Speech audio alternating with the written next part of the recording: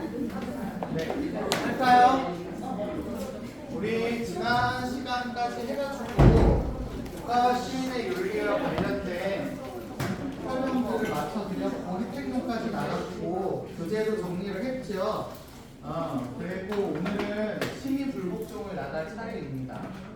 시민불복종 페이지가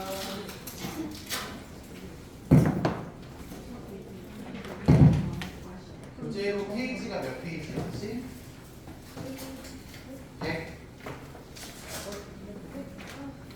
148페이지 148페이지 시민불복종 단원을 나가도록 할 겁니다. 우리가 기존에는 국가가 이러이러한 역할을 하고 있고 국가의 이런 어떤 영향이 인간 사람들한테 시민들한테 좋은 영향을 주고 있기 때문에 우리는 시민들은 정치적으로 국가의 어떤 법이나 권력 정책을 따라야 할 의무가 있다. 의무가 있는 것을 조금 중점적으로 해가지고 우리가 보신 거예요. 그래서 준법의 의무, 시민의 권리의 어떤 역할 뭐 이런 것들을 중심으로 보셨다면 시민불복종은 국가의 법이나 정책이 만들어졌을 때 그런 것들을 따르지 않아도 되는 경우를 지금 얘기를 하는 거라고 생각하시면 될 것 같습니다. 시민불복종은 단독으로 시험 문제가 나오는 포인트라서 따로 됩니다. 시민불복종.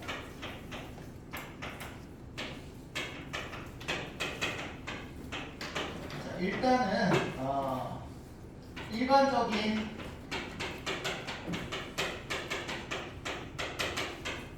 정당화 조건을 말씀을 드리고 한 사람씩 살펴봐야 될 것 같아요. 시민불복종이라고 하는 건 어쨌든 국가의 법을 안 지키는 거예요. 안 지키는 거기 때문에 아무 때나 아무렇게나 할 수 있는 게 아닌 거야. 그렇기 때문에 이 어떤 조건이라고 하는 걸 갖추어진 상태에서만 시민불복종이 가능하다라는 정당화 조건이 꼭 필요한데요. 여기 일반적이라고 했으니까 여기 뒤에 나오는 사람들 모두의 공통점이다. 이렇게 생각하셔도 괜찮겠다고 보시면 되겠습니다. 자, 첫 번째로는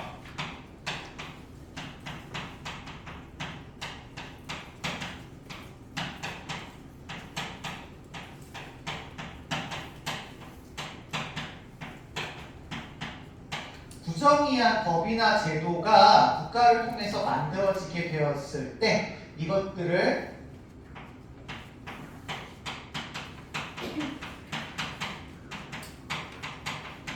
좋게 만들기 위한 목적으로 시민불복종은 이루어지게 됩니다.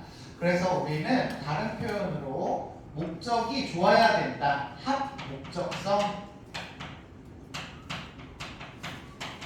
목적이 개인적인 어떤 이익을 위해서가 아니다라고 해서 공공성.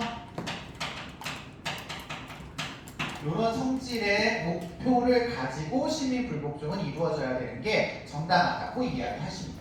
두 번째로 정당한 시민불복종이 이루려면 비폭력적인 방법을 써야 되고요. 비폭력적인 방법을 써야 되고 시민불복종은 어쨌든 내가 법을 지키거나 지키지 않거나 제도를 따르지 않거나 정책을 잘 하지 않음으로써 이 아이를 개선하려고 하는 게 목적이기 때문에 내가 그렇게 안 하고 있다라는 걸 몰래 하시면 안 돼요. 드러내고 하셔야 되죠.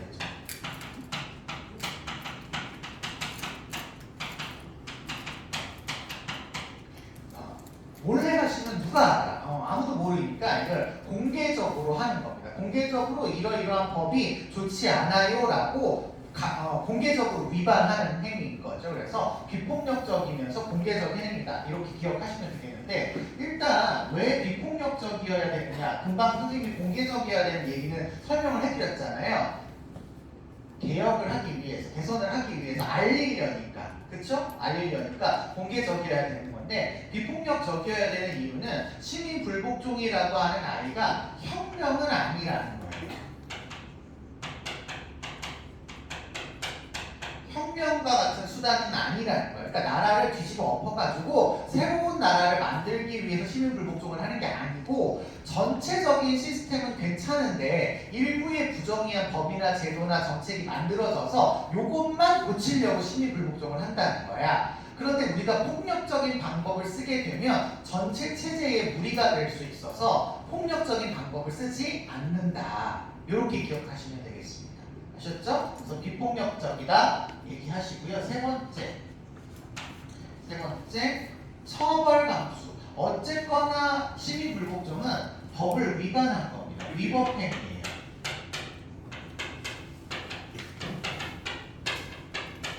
위법행위예요. 어쨌거나 법을 어긴 겁니다. 법을 어긴 거예요. 그렇지만 우리가 정당하다 이렇게 얘기하잖아요. 정당하다라고 얘기하는 건 위법행위이나 도덕적으로 정당하다 이런 얘기예요.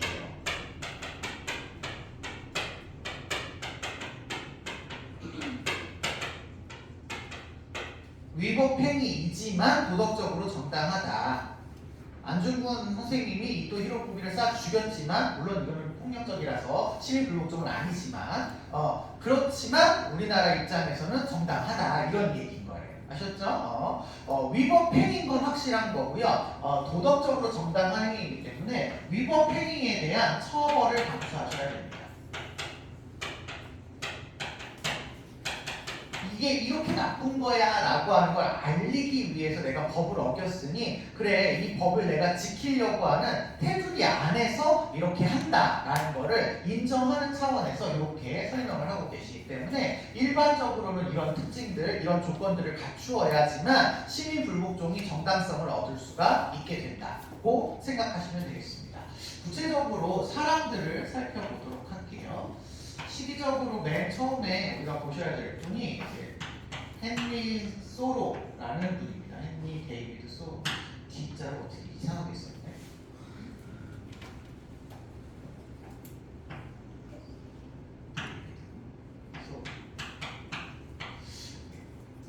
소로라고 하는 분은 뭐 초등학교 선생님이었다가 뭐 소설가였다가 뭐 시민운동가였다가 뭐 이렇게 여러 가지 그런 활동을 하셨던 분인데 이분이 시민불복종에 대한 무슨 이론을 만들려고 해서 한 건 아니고요. 그 미국의 그 남북전쟁 시기인가 그 시기에 이제 인두세 거부 운동을 하셨던 분으로 우연하게 시민불복종의 길에 이렇게 뛰어드신 그런 모습이에요. 그래서 이론이 되게 명료하지는 않습니다. 과거에는 그래서 시험 문제에 종종 많이 출제가 비교하는 측면에서 되었다가 최근에는 거의 출제가 안 되는 사람이라고 보시면 될 것 같아요. 자, 이분이 생각하는 시민불복종의 근거는요. 번호가 이게 아니죠. 근거는요. 이분의 표현에서 우리가 알아갈 수 있는데 이분이 하시는 가장 유명한 말씀이 우리 모두는 국민이기 전에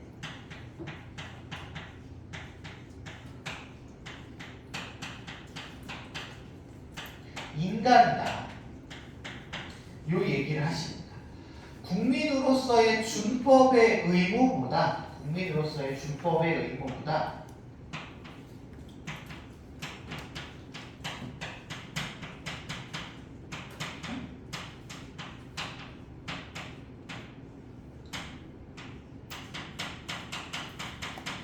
한 사람으로서의 인간이기 때문에 한 사람으로서 인간에 대한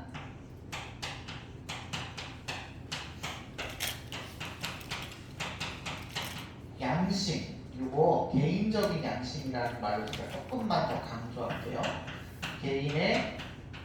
개인적인 양심을 지니고 있는 존재로 이 양심에 어긋나는 국가의 법이 있을 때 그 국가의 법을 지키지 않아야 되는 게 인간으로서의 마땅한 도리다. 이렇게 보고 있는 거죠.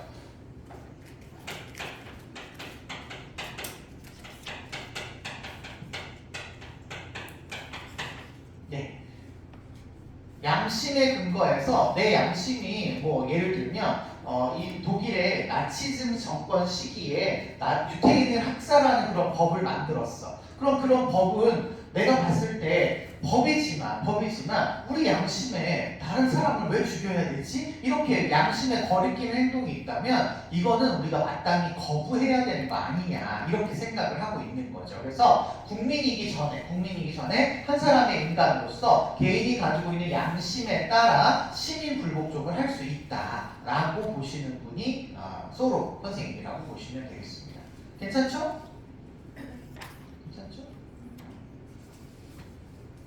뭔가 이 느낌이 왜 쎄한 느낌이 들지?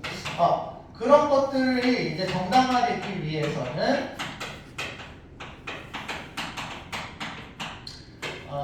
뭐 양심에 근거해서 다 돼요. 네, 양심에 근거해서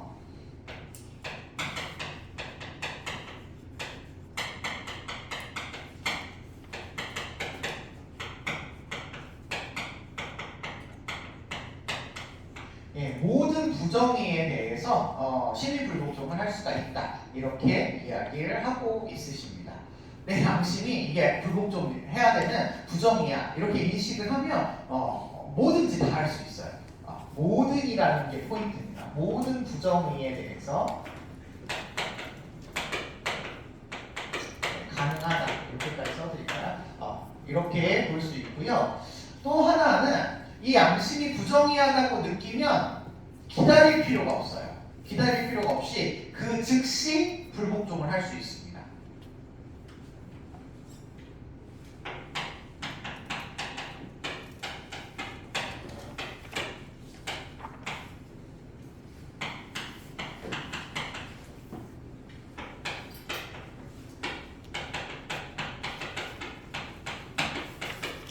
기다릴 필요가 없어요.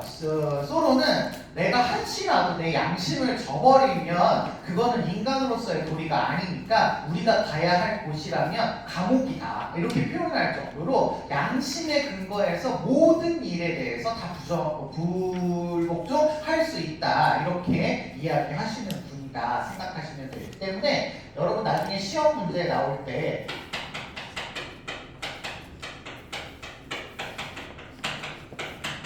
최후의 수단으로서 시민불복종할 필요가 없다 라고 생각해 주시면 되겠어요. 물론 내 양심의 어떤 명령에 따라서 잠깐 기다렸다가 조금 이거를 농축해서 힘을 모아서 한꺼번에 해야지 뭐 이래서 조금 기다렸다가 할 수 있어요. 그러니까 반드시 최후의 수단일 필요는 없다. 이런 말로 기억하시면 되겠고요. 뭐가 가능하냐면 즉시 가능하다. 이 말로 기억하시면 되겠습니다. 아셨죠? 즉각적인 어떤 반응으로서 하면 되는 거야. 하지만 그렇다고 해서 아까도 얘기했지만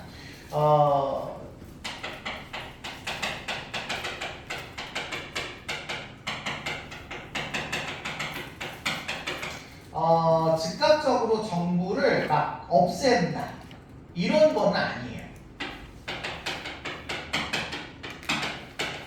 아까 말씀드렸다시피 시민불복종은 일부 부정의한 법들에 고쳐서 우리 사회를 좀 더 안정적으로 유지하자 이런 맥락이기 때문에 사회를 당장 바꾸자 이런 얘기가 아닙니다. 정부가 부정의한 법을 만들거나 부정의한 제도를 만들었어. 그럼 이 정부 다 때려치워야 된다. 이런 말이 아닌 거예요. 아셨죠? 그래서 이 분은 무정부주의자는 아닙니다. 무정부주의자는 아닌 거예요.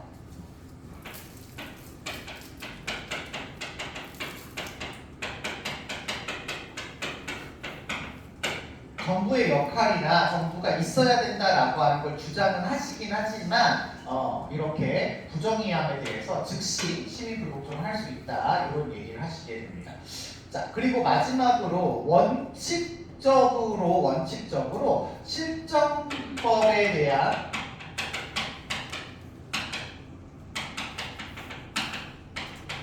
위반을 한 위법행위이기 때문에 이거에 대해서 처벌 강조하라고 해요. 실제로 이분 인두세 납부 거부 운동을 하셔서 감옥 가셨는데 당시에는 뭐 돈 주면 이렇게 나오고 이런 것들이 굉장히 많았거든요. 근데 이분이 돈 안 내고 막 계시다가 누나가, 이모가 어떤 분이 대신 돈 내주셔가지고 보석금 내주셔가지고 풀려나서 다시 시민불복종 운동하시고 뭐 이러셨다고 제가 듣긴 했습니다만 아무튼 처벌을 감수합니다. 감옥 가야 된다. 마지막 원칙적으로는 비폭력적이에요.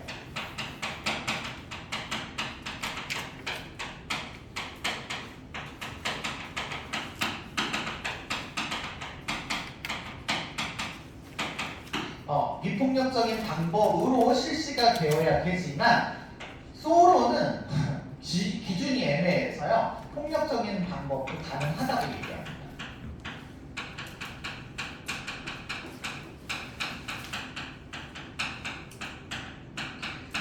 폭력적인 수단이 가능하다. 뭐 이게 원칙이라고 이렇게 하기도 좀 애매한 거죠. 불가하진 않다 이렇게 알아두시면 되겠고, 이게 이제 로크 선생님이 만드셨던 저항권 개념과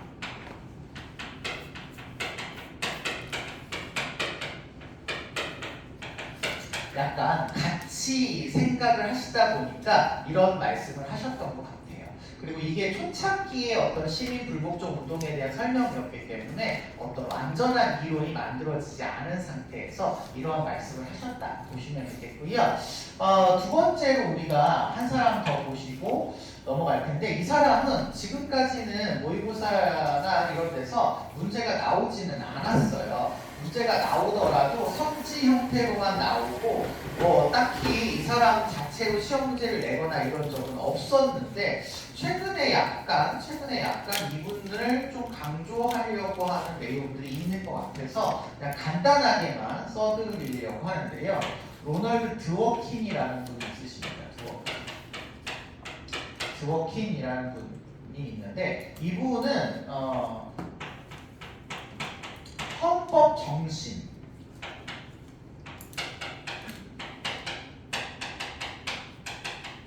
헌법을 만드는 정신이에요. 그래서 여러분 오해하시면 안 돼. 헌법 자체를 의미하지 않습니다.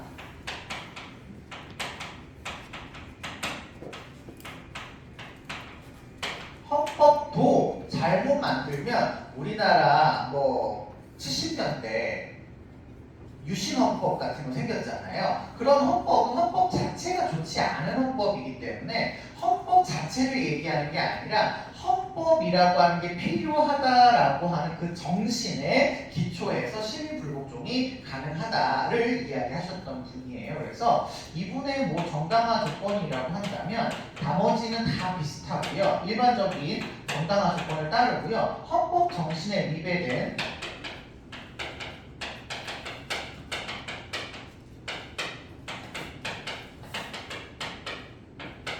부정의에 대해서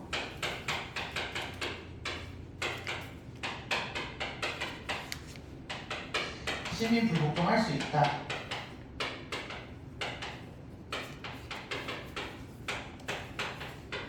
나머지는 일반적인 어떤 특징하고 같이 그냥 생각하시면 될 것 같아요. 그래서 이렇게만 일단은 기억해 주시고, 제가 조금 더 시험 문제나 이런 데서 출제가 되면 그때 가서 말씀을 드릴 건데 6월 9월에 안 나오면 그냥 안 나온다고 보시면 됩니다. 자, 실제로 중요한 사람은 이 사람과 이 다음에 나오는 사람이에요. 아마 오늘 여기를 다 못하고 끝날 수도 있을 것 같거든요. 처음에 우리가 배우셔야 될 것은 앞으로 중요하게 요거부터 나오기 시작해서 한 3군데 정도에서 중요하게 나오시는 분입니다. 싱어 노래하시는 분이죠. 살아계셔요. 이분이 이제 다른 파트에서 세균에서 논란이 되어서 아이들이 요즘 영어도 잘하고 하니까 페이스북으로 막 물어봐가지고 이거 맞냐 해가지고서는 싱어가 평가원에서 낸 문제를 틀렸다 이렇게 해가지고 논란이 됐던 적이 있습니다만, 평가원은 그에 굴하지 않죠. 그냥 우리가 맞아. 싱어가 얘기했지만 싱어의 얘기는 틀렸어. 이렇게 얘기를 할 정도니까요. 우리는 무조건 평가원 따라가시면 됩니다. 그런 정도로 이분이 좀 세균에서는 핫한 인물이에요. 나오는데 잘 기억을 해주셔야 될 거고, 자, 이분에게 있어서의 근거를 설명을 하려고 하다 보니까 이분이 가지고 있는 기본적인 관점을 우리가 이해를 안 하면 안 돼서 몇 가지만 얘기를 하려고요. 앞으로 싱어가 나오시면 싱어는 공리주의자다. 이걸 기억해 주시면 되겠습니다. 현대 공리주의자예요. 아이고. 현대 공리주의자다. 공리주의다. 이렇게 기억하시면 되겠습니다. 공리주의는 보편적인 도덕 원리가 있죠. 뭐지? 최대 다수의 최대 행복. 그럼 얘도 이게 이제 보편적인 도덕 원리야. 이렇단 얘기는 얘도 동기보다는 뭐가 중요하다는 얘기예요? 최다 최행이죠.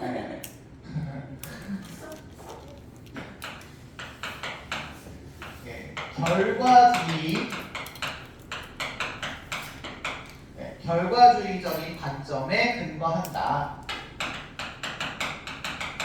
이걸 좀 기억을 해주셔야 돼요. 우리 시민불복종하고 있는데 시민불복종의 정당한 근거도 뭐에 달려있다는 거야? 이거에 달려있다는 거야. 아셨죠? 요것 때문에 제가 말씀을 드릴 거고요. 그 다음에 두 번째로 이거 한참 뒤에 배울 건데 물론 한참 뒤래 봤자 한 4시간 뒤, 3시간 뒤겠지만 싱어는 도덕적인 어떤 판단 기준이 쾌락과 뭐죠? 고통이죠. 이게 이제 공리주의가 쾌락주의를 계승했기 때문에 그렇잖아요. 쾌락과 고통을 합산해서 쾌락이 더 크면 따라야 되고 고통이 더 크면 따르지 말아야 된다. 이게 얘의 명령이잖아요. 우리가 이걸 가언 명령의 형태라고 하죠. 무슨 명령? 가언 명령의 형태라고 하죠. 여러분 가언 명령이라고 하는 건 조건에 부합하면 하고 조건에 부합하지 않으면 안 하는 거야. 절대적인 명령이 아니라는 거거든요. 그렇다는 얘기는 이 아이는 상황에 따라서 이게 달라질 수 있다라는 얘기예요. 조건이 달라지면 결과도 달라진다 이런 얘기거든요. 그렇기 때문에 시민불복종을 할 때 반드시 해야 되는 하나의 기준이라고 하는 게 있다 없다? 없다예요.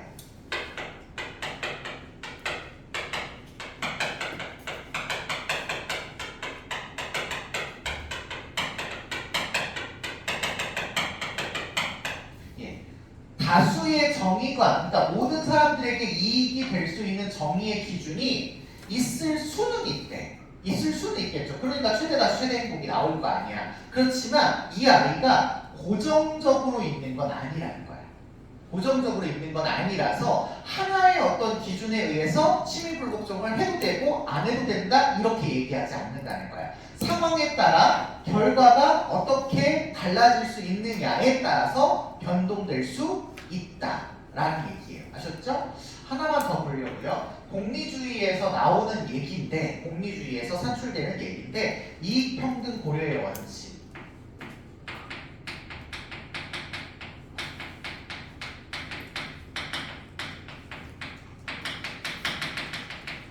이거를 공리주의자인 싱어는 도덕 판단에서 기준으로 삼는 아이예요. 근데 우리 이거 다 아는 얘기야. 여러분 쾌락과 고통을 계산할 때 우리 한 사람의 고통과 쾌락을 다른 사람들과 어떻게 고려를 해줘야 돼요? 똑같이 고려해줘야 되죠. 한 사람 한 사람. 그래야 얘가 계산을 할 수가 있을 거 아니에요. 그렇죠? 그래서 얘 쾌락을 다 더할 때 얘는 뭐 많은 쾌락으로 더해주고 얘는 조금 쾌락으로 더 이렇게 안 하잖아요. 그냥 1대1로 하잖아. 그러니까 쾌락과 고통을 느낄 수 있는 아이의 어떤 쾌락과 고통의 양을 얘는 이 관심이라는 말로 표현했어요. 그 아이는 요걸 했을 때 쾌락을 느끼고 요걸 했을 때 고통을 느껴라는 걸 이 관심을 지닌다 이렇게 표현을 했고요. 이렇게 표현을 할 수 있는 아이라면 어떻게 고려해줘야 된다는 거야? 똑같이 평등하게 고려해줘야 된다.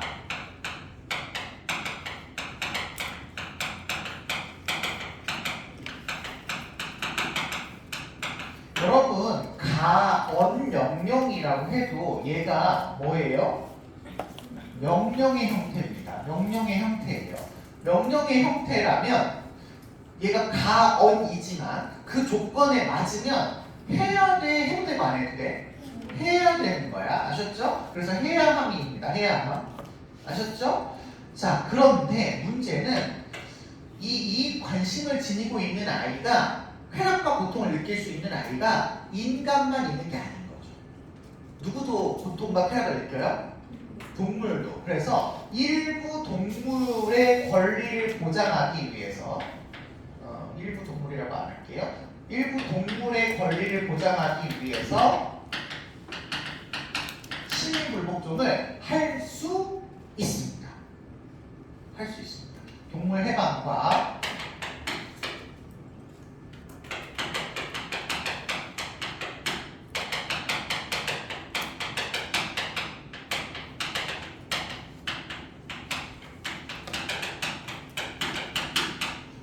이렇게 생각을 해주시면 좋겠습니다.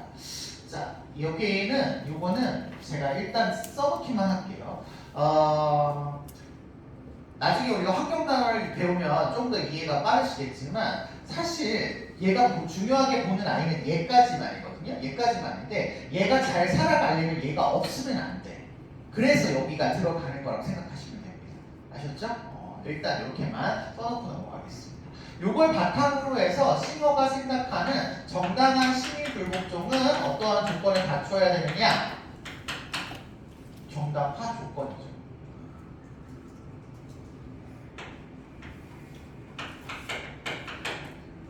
근데 어쨌든 시험 문제 나올 때 이 사람들의 어떤 표현으로 나오기 때문에 제가 이 사람들이 하신 표현을 거의 그대로 쓸 거예요. 그래서 조금 딱딱할 수 있을 것 같습니다.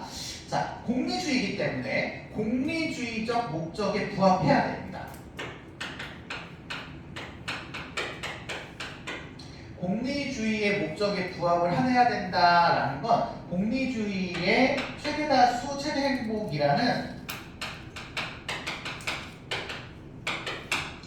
이익을 실현해 줘야 된다라는 얘기고, 만약에 이익을 실현하지 않으면 그 시민불복종을 할 필요가 없다라는 얘기가 되는 거죠. 그렇죠? 그 얘기를 얘가 이렇게 했습니다.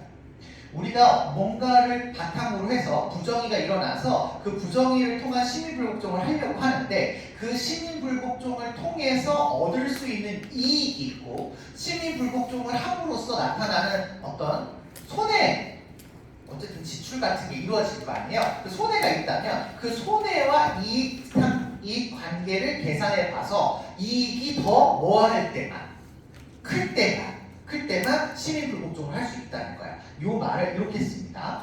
법과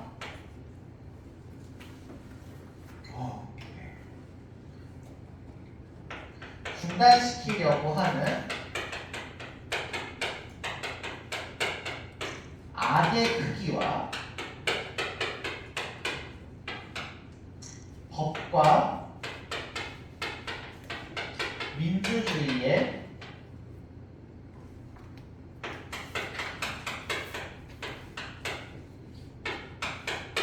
존중심 감소 정도를 저울질해야 됩니다. 이렇게 어렵게 표현을 하셨어요. 여러분, 중단시키려는 악의 크기는 뭔가 사회에 악이 있어. 그래서 이 사회의 악을 없애려고 해. 이 사회의 악을 없애면 우리한테는 좋은 거야, 손해야?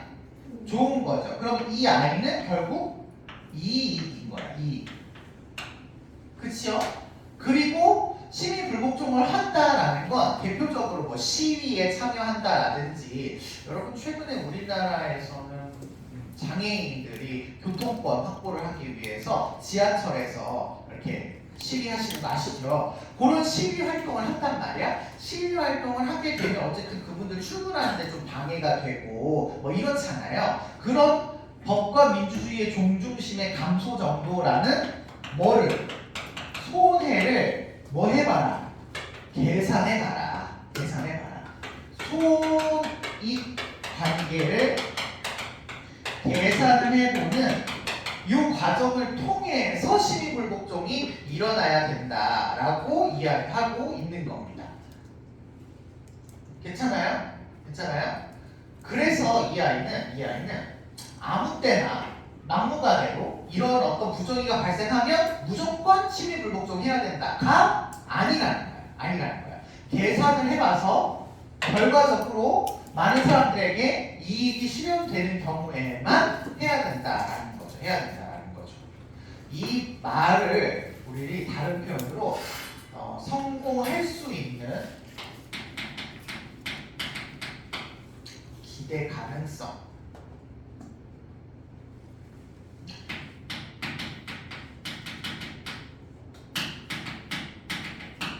성공할 수 있는 가능성을 고려하고 나서 해야 된다. 이런 말로 생각해 주시면 좋을 것 같습니다. 하나만 더 보고하려고요. 자, 요 얘기는 요것만 다시 봐요. 우리가 시민 불복종이라고 하는 아이를 통해서 사람들한테 뭘 줄 수도 있다는 걸 명심해야 된다는 거야. 손해를 줄 수도 있다는 걸 명심해야 된다는 거야. 다시요.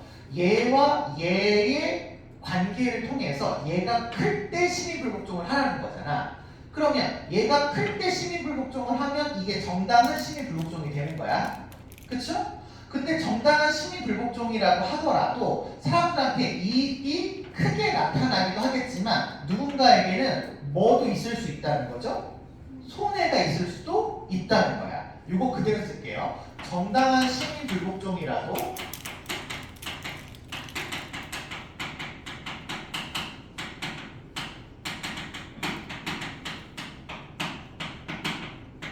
성공하고 정당한 시민불복종이라도 법과 민주주의의 존중심을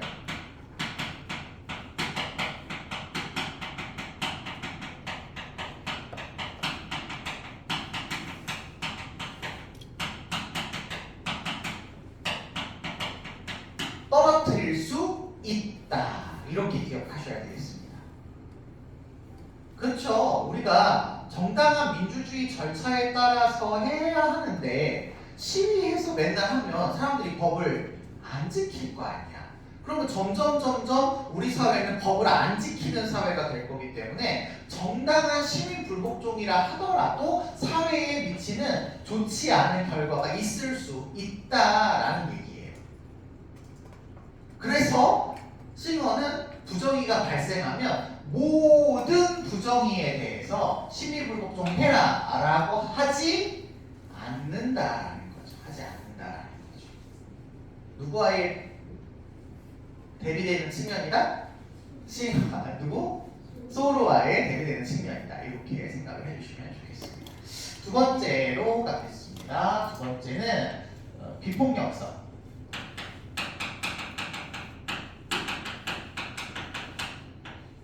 처벌감수성.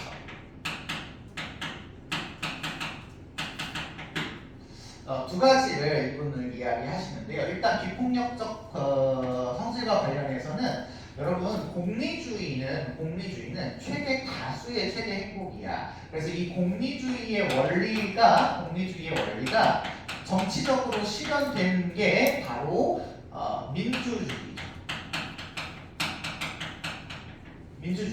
그쵸?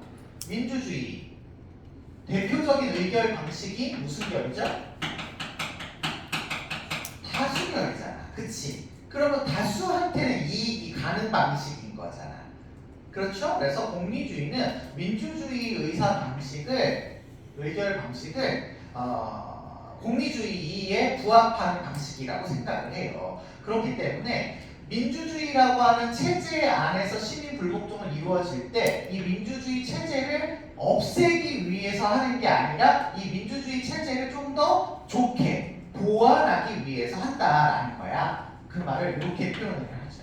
민주주의의 의사를 복원하기 위해서 한다.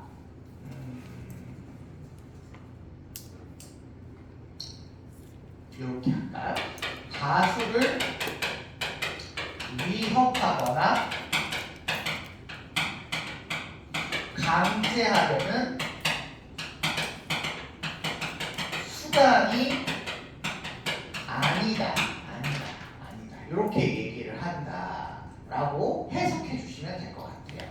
이게 실제로 한 말인데 우리는 이 말을 단순히 외운다기보다는 이게 왜 이렇게 설명하냐면 공리주의에서 이렇게 얘기하기 때문이다라고 이해를 하라는 얘기예요. 아셨죠? 강제로 뭘 하거나 위협해서 하게 되면 민주주의의 어떤 의사결정 방식이 훼손될 수 있기 때문에 비폭력적인 방법을 써야 된다고 이야기를 하고 계시고요. 처벌 감수성에 대해서는 우리가 시민 불복종을 하는 이유가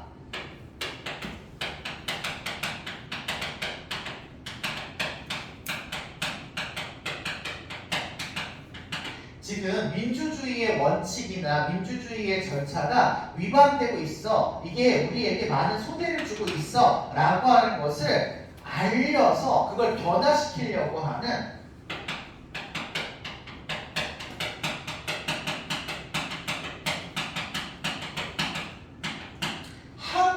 항의를 제대로 하기 위해서 나는 민주주의를 좋아하는 사람이야. 그래서 민주주의의 절차에 따를 거야. 하지만 지금 이 법은 문제가 있네? 이렇게 얘기하는 거죠. 그래서 우리가 항의하는 게 나 때문이다. 개별적인 어떤 이익을 위해서다가 아니라 우리가 살고 있는 민주주의 체제에 어떤 문제점이 있다라는 것을 진지하게 알리려고 처벌의 감수를 생각을 한다. 이렇게 보시면 될 것 같습니다. 또 하나는 시민 불복종을 함으로써 이제 내가 나라를 새로 세우거나 내가 법을 바꾸는 건 아니잖아요. 지하철에서 교통권을 마련해달라고 장애인들이 얘기한다고 해서 장애인들이 법을 만드는 게 아니잖아요. 실제 법을 만드는 사람들은 민주주의 체제에서 따로 있는 사람들이기 때문에 그 법을 만드는 사람들한테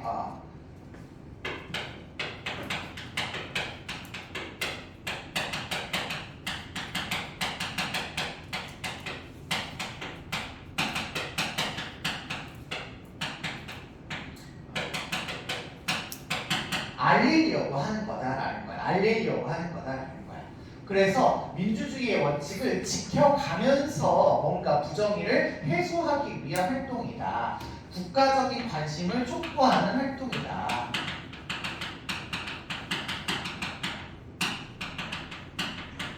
하는 활동이다라고 신건 선생님은 생각을 하고 있기 때문에 이래서 비폭력을 써야 된다. 이렇게 표현을 하시고 있으십니다.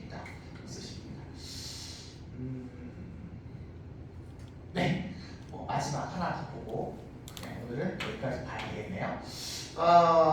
마지막으로 최후의 수단성 하나만 더 보도록 하죠.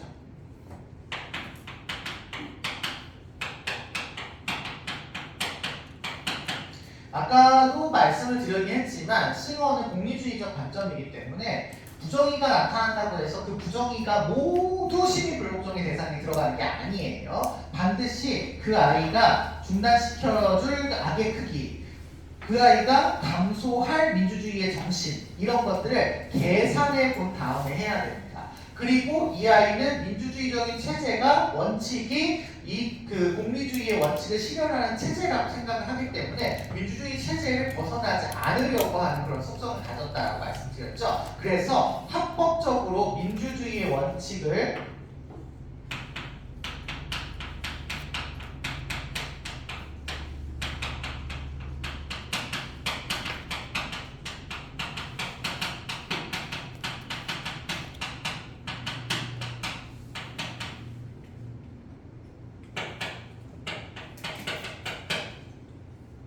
복원하기 위한 시도로 이루어지는 게 시민 불복종이기 때문에 민주적인 원칙과 의사를 복원하는 시도로 이루어지는 게 시민 불복종이기 때문에 먼저 쓸 수 있는 합법적인 수단을 사용하고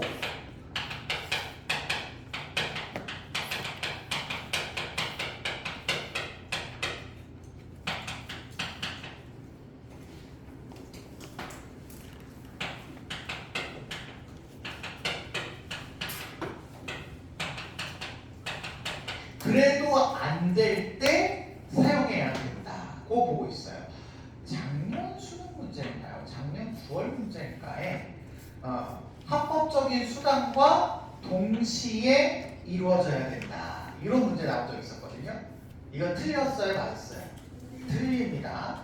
해보고 나서 나중에 쓰는 거예요. 아셨죠? 나중에 쓰는 겁니다. 그 전에 좋은 방법이 있으면 그걸 써야 돼. 왜냐하면 얘는 하면 일단 뭐가 생길 수 있다는 거야.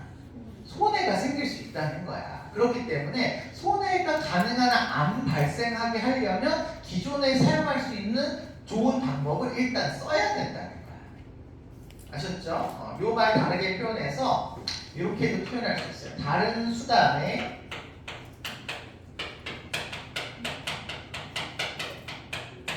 성공 가능성을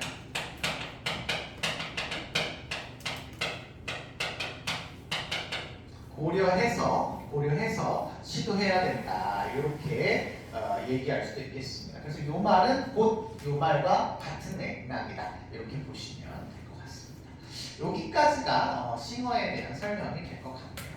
그래서 일단은 오늘 여기까지를 보시고 다른 반에 비해서 우리가 좀 많이 못 나갔네. 다음 시간에 롤스를 시민불복종 한 사람만 정리하고요. 교재 같이 정리하도록 하죠.